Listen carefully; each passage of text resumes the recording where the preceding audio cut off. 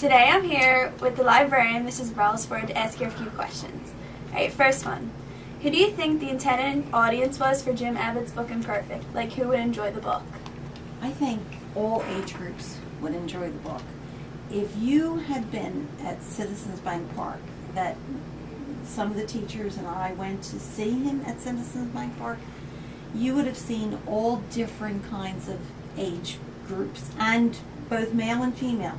So everything from the smallest child to, I guess, the 85-year-old. And I think that really also speaks of the level that the book reaches out to. Okay. And is it a true autobiography, or were like fictional parts added to enhance the story? No, it's completely autobiographical. And you can tell that by the Dewey numbers that we put on the book, which is a nonfiction number. And it's written in the first person. So you can see he talks I, we, all of that. So it's first person. And this book is written, really on many levels. I mean, it's not just a baseball book, and that's what I think a lot of people thought it was going to be to begin with. I mean, it's a baseball book on the surface. It's a book about how he overcame his handicap, and it's also a book about how he survived after baseball. So it's a book about perseverance too, and the will to go on and make a success of your life after baseball ends. And if people enjoyed this book, like, what other books would you recommend? Well, the new one that's out now is Driving Mr. Yogi, and that's about Yogi Berra and Ron Guidry, the coach of the New York Yankees, and I think that would really be interesting. So I just ordered that for us here. We already have Harry Kay, The Remarkable Life of Harry Callis. That's already on the shelf, and I can't keep that on the shelf, so everybody loves that. That's another baseball book. And then there's the Cal Ripken book, which also he talks about the 8 characteristics of perseverance, and he was a great pitcher and always, was always there.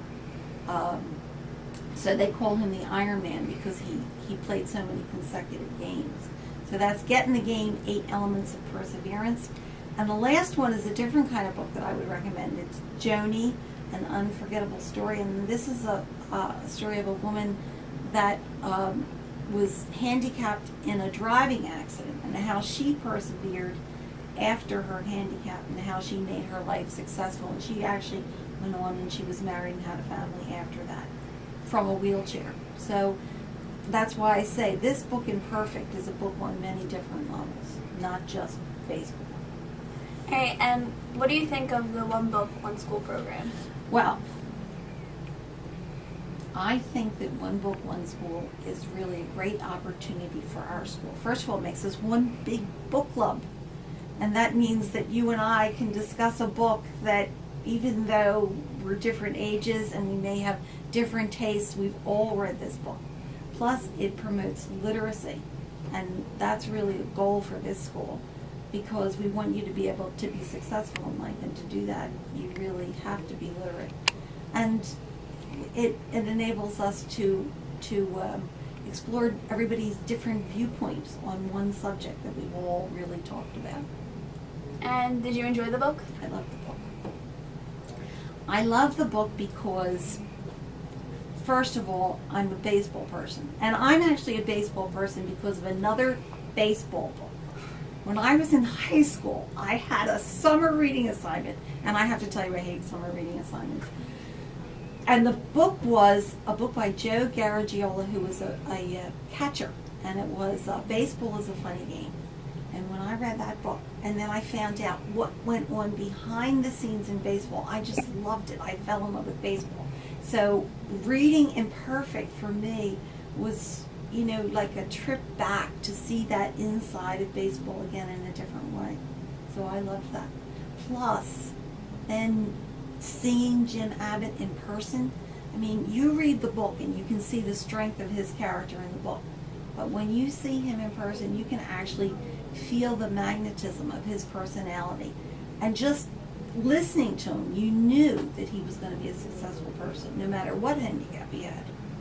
Great, thank you for your time. You're welcome, and good luck. Okay, now I'm going to show you guys where the sports-related books are in the library. And if you ever need help understanding the book, there's information on the shelves about it.